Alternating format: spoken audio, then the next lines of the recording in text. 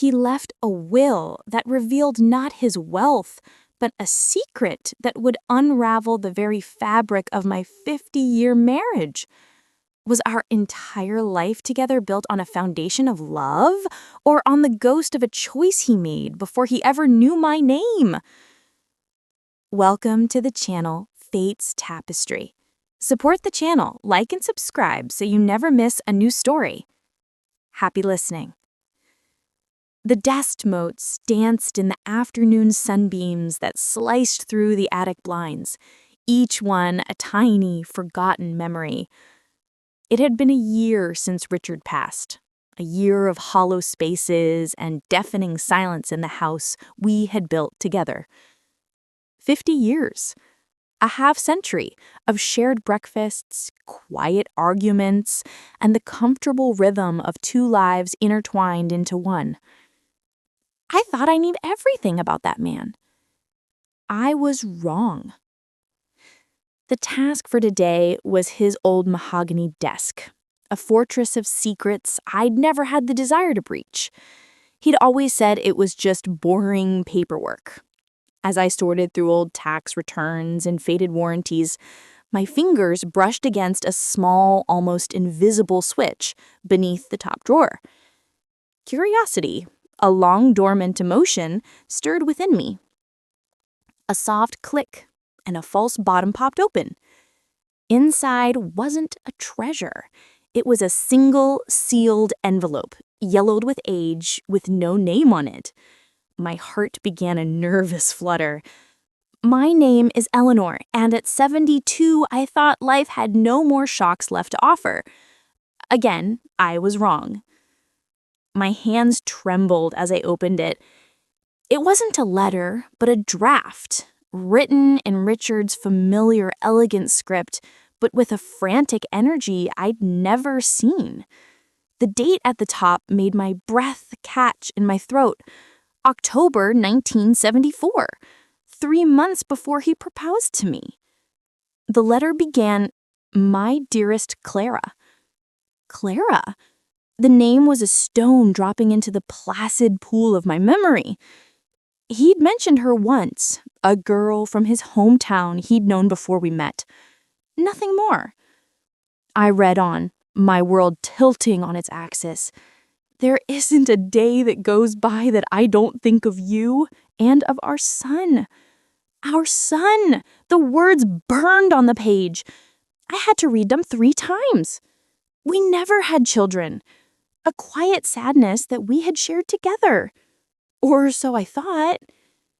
Forgive me for what my parents forced me to do, the letter continued, smeared in places as if by tears. They said a child born out of wedlock would ruin my future, our family's name. They made me choose. And like a coward, I chose the path they laid out for me. But forcing you to agree to the adoption, to give away our baby, it was the greatest sin of my life. My legs gave way and I sank onto the dusty floor, the letter clutched in my fist. The man that I had loved, the man who had held my hand through sickness and health, had a son, a secret son. And our life, my life, was the future that had been bought at the price of that child's existence? The letter ended with a final heart-wrenching plea. I know I have no right to ask, but I pray he has a good life. I will carry this guilt until my dying day. I sat there in this silent, sunlit attic, surrounded by the ghosts of a life I no longer recognized. The question wasn't just about a secret child, it was about Richard. Was his quiet nature a sign of contentment or a lifetime of buried regret? And as I prepared to write my own will, a new terrifying question emerged. Did this unknown man, this stranger, have a moral claim to the legacy of the father he never knew? The next few days were a blur of sleepless nights and hollow days. Every photograph on the mantelpiece seemed to mock me. Richard smiling on our wedding day. Richard holding my hand on our 40th anniversary. Was he thinking of his son in those moments? Was our love story just a cover for his lifelong penance?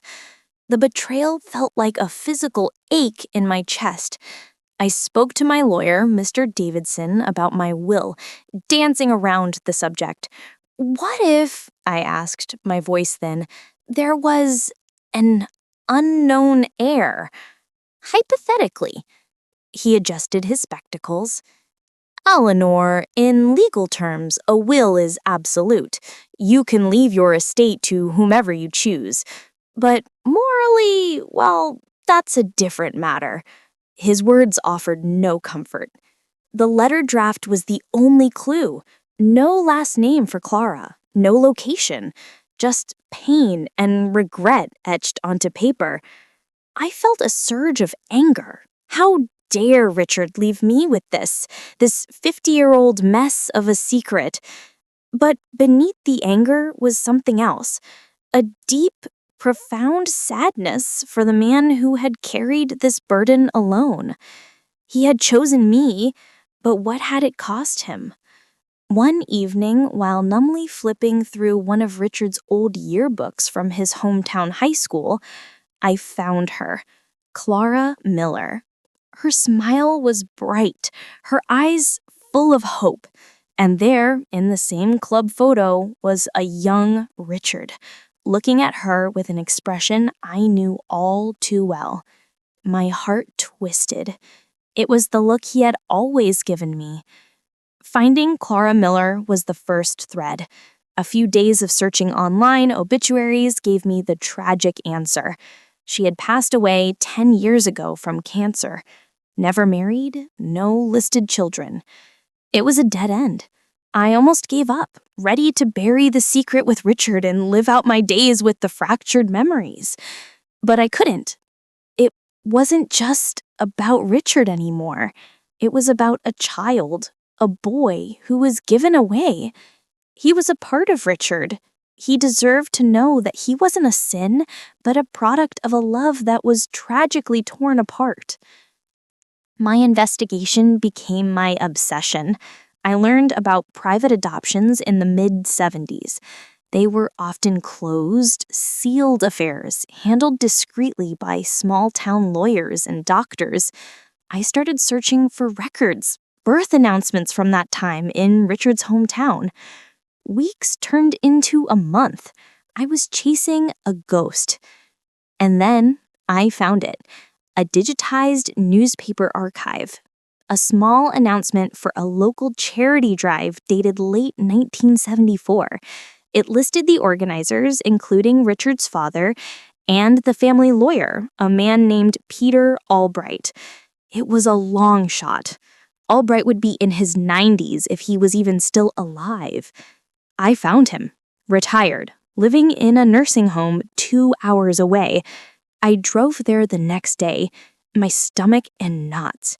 He was frail, his memory hazy, but when I mentioned the names Richard and Clara, a flicker of recognition crossed his face. The boy, he whispered, his voice raspy, the family, they were good people. A carpenter and his wife. Couldn't have children of their own. He couldn't remember the last name, but he remembered one detail. They named him David.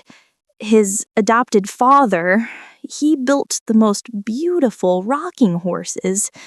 It was a sliver of a clue, but it was more than I'd had.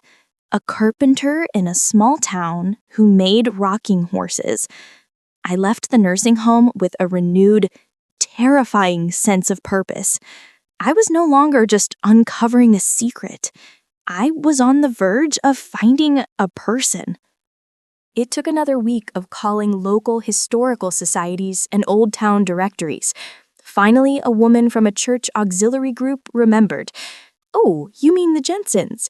Yes, Arthur Jensen was a wonderful carpenter, made toys for all the children. Their son, David, took over the business after Arthur passed. She gave me the number for Jensen's Woodcrafts. For a full day, I stared at that number. What was I going to say? Hello, I'm the woman your biological father married instead of your mother, and I'm calling to upend your entire existence. The absurdity, the cruelty of it was overwhelming, but the thought of Richard's letter, of his lifelong guilt, pushed me forward. He couldn't make this right, but maybe, just maybe, I could. I dialed the number, my hand shaking so badly I could barely press the buttons. A man answered, his voice calm and steady. "Jensen's Woodcrafts, David speaking." My own voice came out as a whisper. "My name is Eleanor Croft. I was married to a man named Richard Croft. I believe he was your birth father." Silence. A long, heavy silence that stretched for an eternity. I could hear his faint breathing on the other end. When he finally spoke, his voice was thick with emotion. "My parents told me they died in a car crash." We met the following Saturday at a quiet park halfway between our homes. When I saw him walking towards me, my breath caught. He didn't look like Richard at first glance, but then he smiled, a hesitant, gentle smile, and there it was. He had Richard's eyes. There were no accusations, no anger, just a lifetime of questions. I gave him the letter, and he read it, his calloused carpenter's hands trembling just as mine had. He told me about his life. His parents, the Jensens, had been wonderful, loving people. He was a father himself with 2 grown children and a grandson. He had lived a good life. "I always felt like a piece of me was missing," he said, looking up from the letter, his eyes misty. Now I know what it was. In that moment, all my anger at Richard melted away, replaced by a profound understanding. Legacy wasn't about a house or a bank account. It was about truth. It was about connection. Richard had made a cowardly choice as a young man, a choice that had haunted him forever. He had lived a lie, not to deceive me, but because he was trapped by his own past. I went home and called my lawyer. I changed my will. Half of my estate would go to a local children's charity. The other half would go to David Jensen, Richard's son. It wasn't about the money. It was an acknowledgement, a final, posthumous apology from his father. My life with Richard wasn't a lie. It was real, and it was filled with love. But it was an incomplete story. Now it feels whole. Last week, David brought his family to my house. As I watched his little grandson playing on the living room rug, I saw Richard's smile on the boy's face. And I finally understood. Richard didn't leave me a burden. He left me a gift, the chance to finish his story. And in doing so, just start a new chapter of my own.